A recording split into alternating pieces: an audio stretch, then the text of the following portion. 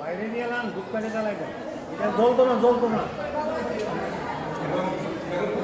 না ভাই ঘরে থাকলে তো একদম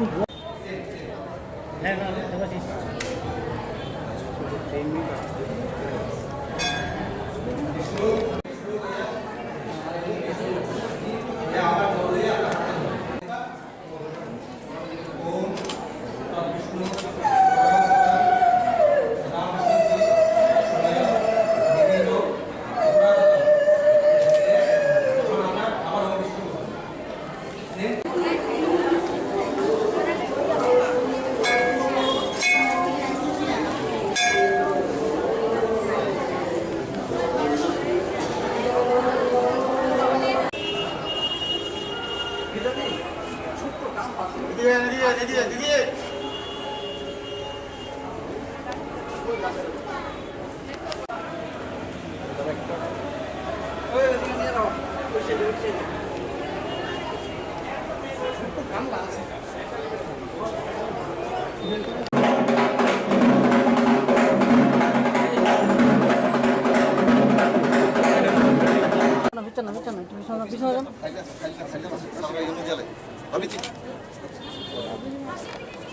आराम से करो, नो प्रॉब्लम।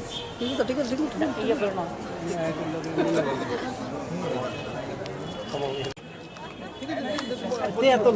আমাদের রাজ্যে ত্রিপুরা সুন্দরী মায়ের যে মন্দির সেখানে আজকের দিনে মায়ের পূজা হয়। সমস্ত ত্রিপুরাবাসী এবং ভারতবর্ষের বিভিন্ন প্রান্ত থেকে এমনকি বিদেশ থেকেও দর্শনার্থীরা মায়ের আশীর্বাদ নেওয়ার জন্য আজকের দিনে উদয়পুর পৌঁছেন। আমি এই মন্দির থেকে সমস্ত ত্রিপুরাবাসীর জন্য একটা নতুন সুন্দর বৈভবশালী জীবনের কল্পনা করি এবং আশা করি মায়ের আশীর্বাদে ত্রিপুরা বৈভবশালী হবে, স্বনির্ভর মানসিকতা সম্পন্ন ত্রিপুরা তৈরি হবে এবং কেন্দ্র এবং রাজ্য সরকার মিলে যেভাবে কাজ করছে সেই পজিটিভিটির সঙ্গে ত্রিপুরার প্রত্যেকটি ঘরে মায়ের আশীর্বাদ থাকবে এবং তার সঙ্গে সঙ্গে দীপাবলির যে আলোকময় এবং পজিটিভিটি যেটা মানুষের জীবনে উন্নয়ন নিয়ে আসে সেটা যাতে অন্তিম ব্যক্তি পর্যন্ত পৌঁছে যায় সেটাই আমার আজকের দিনে প্রার্থনা। আর আমি আশা করি সমস্ত ত্রিপুরাবাসী হর্ষ উল্লাসের সঙ্গে এবং কোভিড বিধিটা খেয়াল রেখে এই উৎসব পালন করবে এবং অন্য কেউ সেই উৎসব যাতে করতে পারে তার সহভাগী হবে, সহযোগিতা করবে। মাননীয় প্রধানমন্ত্রীজি সবসময় কোনো না কোনো ঐতিহাসিক সিদ্ধান্ত নিয়ে থাকে।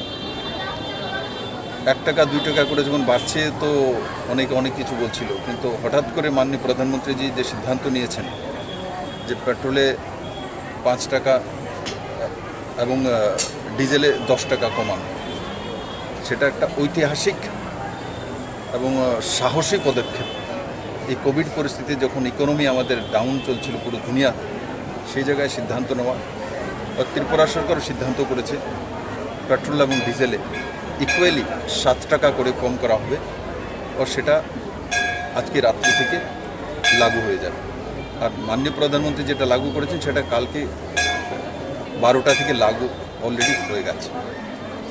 আমি তার জন্য সমস্ত ত্রিপুরাবাসীকে মাননীয় প্রধানমন্ত্রীর কে অনেক ধন্যবাদ এবং আমি ওনার সুস্বাস্থ্যের কামনা করি এবং উনি ভালো থাকুক, সুস্থ থাকুক, সেটাই কামনা। और माँ के पास जब जाती हूँ तो मैं भी बेटी बन जाती हूँ। तो यही प्रार्थना करती हूँ कि मुझे जो माँ ने 37 लाख त्रिपुरा वासियों का परिवार दिया है, उसका आशीर्वाद दिया है, मुझे सौभाग्यवती बनाया है, ये आशीर्वाद सदैव सबके ऊपर बरकरार रखे। माँ त्रिपुरा सुंदरी के जो एक सुंदर, हम लोग जानते हैं कि वो हमारे बीच में इतनी प्रतिष्ठित हैं कि हमारे घर घर में माँ बसती है और हर माँ में हम त्रिपुरा सुंदरी की अर्चना करना यही मानते हैं। तो मैं सबसे यही कहूँगी, इस दिवाली के पावन पर्व पे अपने घर में बैठी माँ को सबसे पहले नमन करें, उसके बाद माँ त्रिपुरा सुंदरी का स्मरण करें, उनका ध्यान करें और जो जहाँ है वहाँ सुखी से और समृद्धि के साथ अपने जीवन के आगे की कामना करें।